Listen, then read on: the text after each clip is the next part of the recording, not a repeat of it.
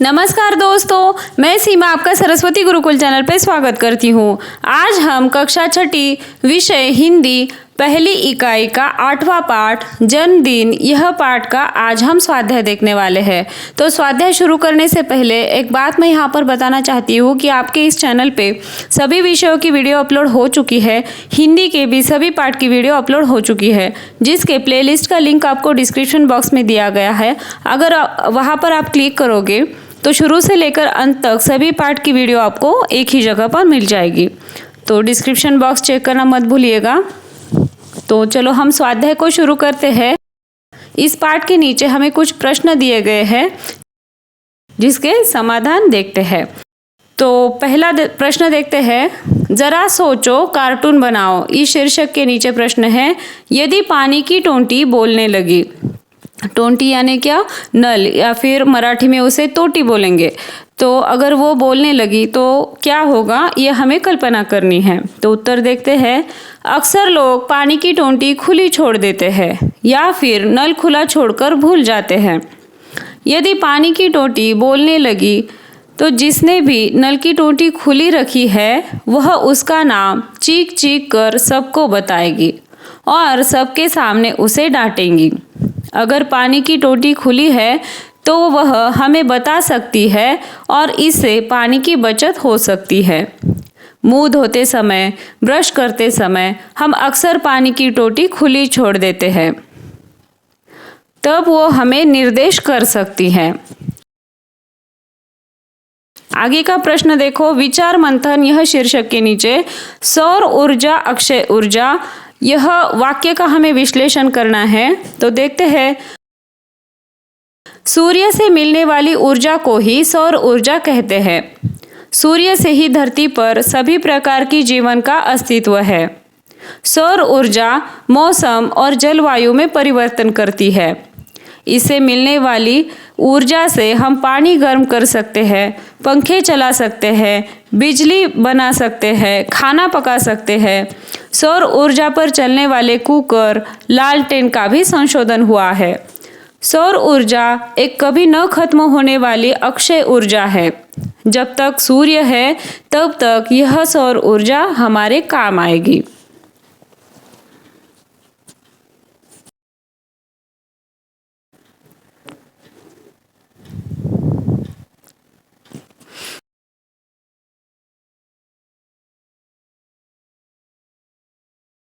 आगे देखो, मैंने समझा यह शीर्षक के नीचे हमें इस पाठ से हमने क्या सीख ली है या फिर इस पाठ से हमने क्या समझा, ये लिखना है।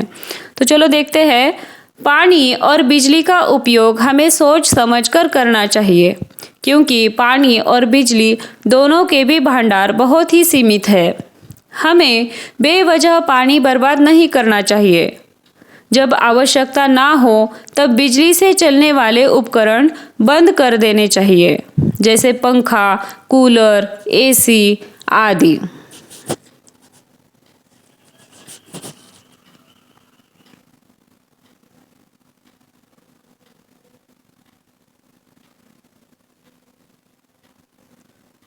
आगे देखो, भाषा की ओर इस शीर्षक के नीचे प्रश्न दिया है, शब्द युग्मों की जोड़ियां मिलाओ। यहाँ पर कुछ शब्द युग्म दिए हैं जिसकी हमें सही जोड़ी मिलानी है।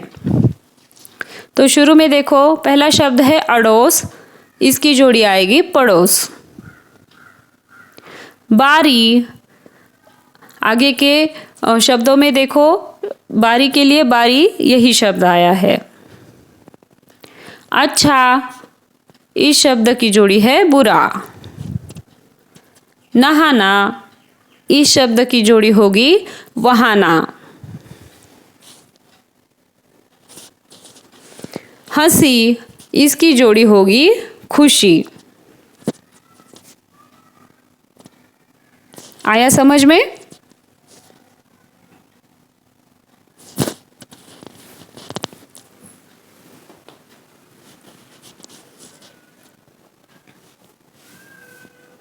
आगे देखो, स्वयं अध्ययन यह शीर्षक के नीचे प्रश्न आया है, मातृभाषा के 10 शब्द एवं 2 वाक्यों का हिंदी में अनुवाद करो। अभी किसी की मातृभाषा अलग हो सकती है, लेकिन ज़्यादातर महाराष्ट्र में मराठी यही मातृभाषा बोली जाती है, इसीलिए मराठी यह शब्दों का हिंदी में अनुवाद किया है। तो देखते हैं मराठी के शब्द। एक, वाढदिवस, इसका हिंदी में अनुवाद क्या होगा? जन्मदिन। दो, भाऊ, इसका हिंदी में अनुवाद भाई। तीन, फुगे, इसका हिंदी में अनुवाद होगा गुब्बारे। चार, फुलपाखरू, इसका हिंदी में अनुवाद तितली। पाँच, मुलगी, हिंदी में अनुवाद होगा लड़की। छः, पुस्तक, इसका हिंदी में अनुवाद किताब। आई, इसका हिंदी में अनुवाद होगा माँ। शाळा, इसका अनुवाद होगा पाठशाला। लेखनी, इसका अनुवाद होगा कलम। और 10, वीज, इसका हिंदी में अनुवाद होगा बिजली। तो ये हमने 10 ऐसे शब्द लिखे हैं। इसमें आप कौन से भी शब्द ऐड कर सकते हो, कौन से भी शब्द ले सकते हो और उसका हिंदी में अनुवाद कर सकते हो। तो ये हुए शब्द। आगे दिए हमने 2 वाक्य जो मराठी में हैं और हिंदी में अनुवाद किए हुए हैं। तो एक, मराठी, मला अभ्यास करायला खूप आवडतो, इसका हिंदी में अनुवाद कैसे होगा? मुझे पढ़ाई करना बहुत अच्छा लगता है। दूसरा वाक्य देखते हैं मराठी में, मी नेहमी मोठ्यांचा आदर करतो, तो उसका हिंदी में अनुवाद कैसे होगा? मैं हमेशा बड़ों की इज्जत करता हूँ। तो इस प्रकार से हमने ये 10 शब्द और 2 वाक्य यहाँ पर अनुवाद करके दिए हैं। आगे देखो, सुनो तो जरा, इस शीर्षक के नीचे प्रश्न है, ध्वनिफीति सीडी पर कोई लोकगीत सुनो। तो यहाँ पर आपको लोकगीत सिर्फ सुनना है, तो सीडी लगाकर या फिर ध्वनिफीत लगाकर वो आप सुन लीजिए। आगे देखो, बताओ तो सही, इस शीर्षक के नीचे प्रश्न है, तुम अपनी छोटी बहन छोटे भाई के लिए क्या करते हो? आप में से बहुत सारे बच्चों की छोटी बहन या फिर छोटा भाई होगा, तो आप उनके लिए क्या करते हो वो यहाँ पर लिखना है। तो चलो देखते हैं। मेरी बहन पहली कक्षा में पढ़ती है, मैं उसकी पढ़ाई में मदद करता हूँ। हम जब खेलने के लिए जाते हैं तो मैं उसका ध्यान रखता हूँ, उसे अलग अलग खेल खेलना सिखाता हूँ। मैं उसे कंप्यूटर चलाना सिखाता हूँ और हिंदी का वाचन और लेखन का सराव भी उसे लेता हूँ। और जब भी हम बाहर घूमने के लिए जाते हैं, स्कूल में जाते हैं या खेलने जाते हैं, तो मैं उसका ध्यान रखता हूँ। आप भी ऐसे ही करते होंगे, तो आप इस तरह से लिख सकते हैं।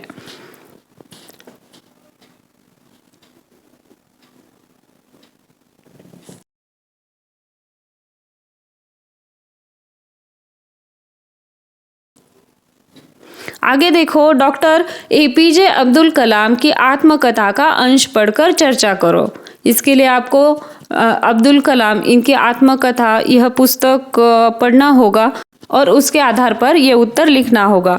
तो यहाँ पर मैंने दिया है, तमिलनाडु में 15 अक्टूबर 1931 को जन्मे अबुल पाकिर जैनुलाब्दीन अब्दुल कलाम ने अपने माता पिता को नाव बनाते देखा तो उनके मन में रॉकेट बनाने की बात आई।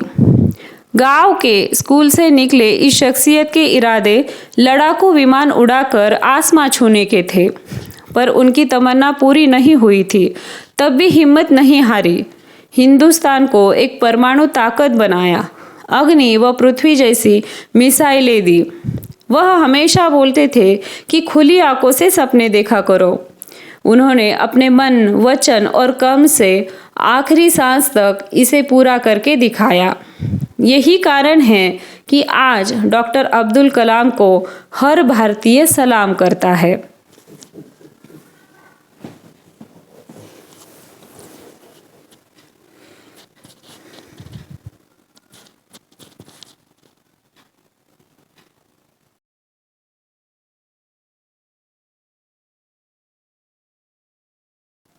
आगे मेरी कलम से यह शीर्षक के नीचे प्रश्न है, अपने नाना जी दादाजी को अपने मन की बात लिखकर भेजो। आपके मन में जो भी कुछ हो या फिर आपके साथ कोई प्रसंग हुआ हो या फिर घटना हुई हो, तो वो कुछ भी आप अपने दादाजी या फिर नाना जी को आपको वो लिखना है। तो चलो देखते हैं। आदरणीय दादाजी, सादर प्रणाम। जब हम बड़ों को पत्र लिखते हैं तो सादर प्रणाम यह शब्द प्रयोग करते हैं। आशा करता हूँ कि दादी जी और आप दोनों ही स्वस्थ होंगे। कल ही मेरे विद्यालय में कहानी सुनाने की स्पर्धा हुई थी जिसमें मैं प्रथम आया हूँ। आपने मुझे जो कहानी सुनाई वही कहानी मैंने कक्षा में सुनाई थी। सभी को वह कहानी बहुत ही पसंद आई। अगली बार जब भी आप आएंगे तो मैं आपसे बहुत सारी कहानियाँ सुनूंगा। आप दोनों को मेरा प्रणाम। प्रणाम किसको लिखा जाता है? बड़ों को। आपका आज्ञाकारी नयन। आपका आज्ञाकारी यह शब्द प्रयोग भी बड़ों के लिए इस्तेमाल करते हैं।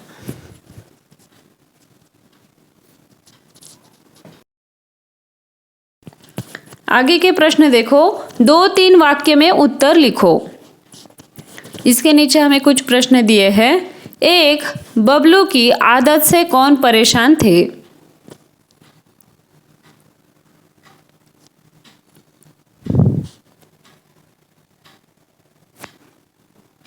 इसका उत्तर, बबलू की बुरी आदत से उसके माता पिता परेशान थे।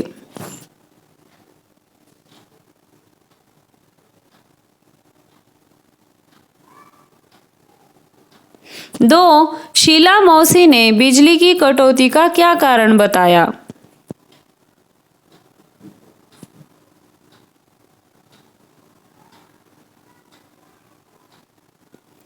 इसका उत्तर, शीला मौसी ने बताया कि गर्मी बढ़ जाने के कारण बाहर तमाम जगहों पर बिजली का भार बढ़ गया है।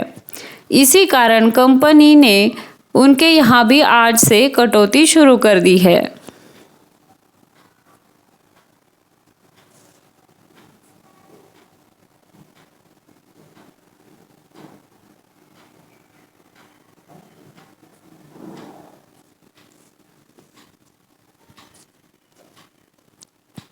तीन, प्यास के कारण बबलू की स्थिति कैसी बनी थी?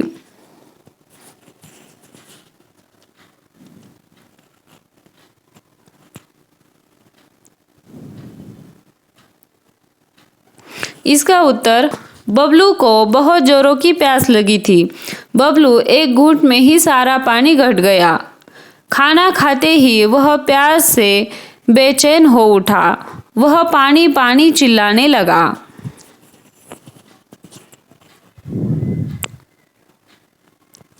4. बबलू ने किस बात को कभी नहीं जाना?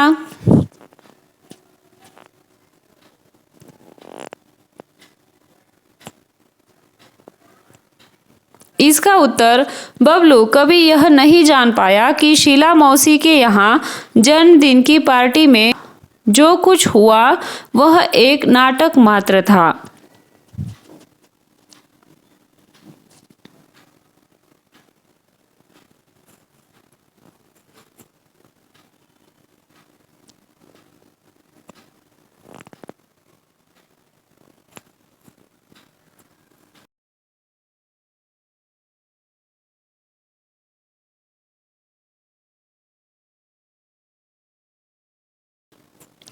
आगे का प्रश्न देखो। सदैव ध्यान में रखो। इस शीर्षक के नीचे है, प्राकृतिक संपदाओं की बचत करना आवश्यक है। इसका उत्तर, मिट्टी, लकड़ी, पानी, खनिज पदार्थ, औषधि, वनस्पति यह सब प्राकृतिक संपदा के संसाधन हैं। इनका उपयोग हमें बहुत ही सावधानी से करना चाहिए। खेत की मिट्टी से हम फसल उगाते हैं। वनों से लकड़ी और औषधि मिलती है। पानी हमें नदी, झरने, तालाबों से मिलता है, इसलिए हमें इनका दुरुपयोग नहीं करना चाहिए। पहाड़ों और खदानों से हमें खनिज पदार्थ मिलते हैं। खनिज तेल मिलता है।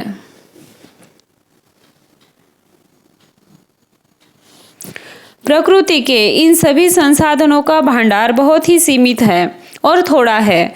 एक ना एक दिन यह खत्म होने ही वाला है, इसीलिए हमें इनका उपयोग बहुत ही सावधानी से करना चाहिए। इनको ज़ाया नहीं जाने देना चाहिए।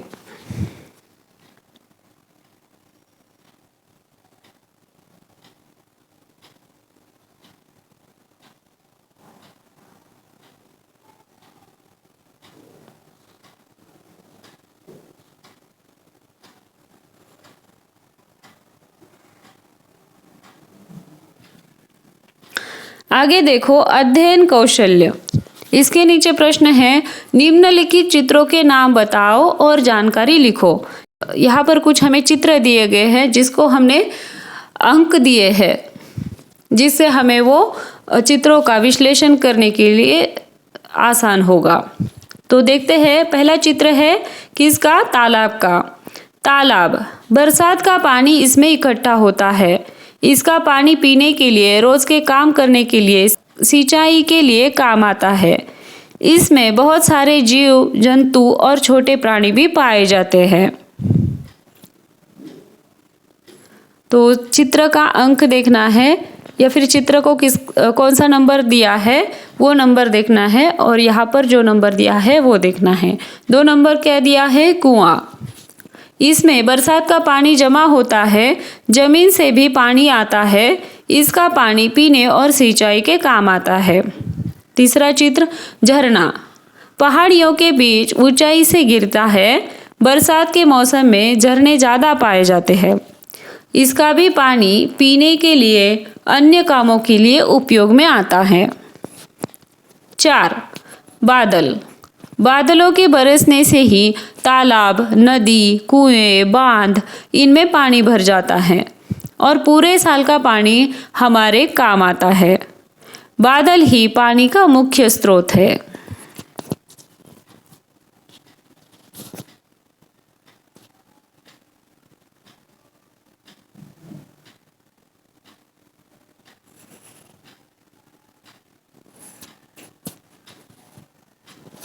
पाँच, नदी, हमारे ज़्यादातर गांव नदियों के किनारे पर है।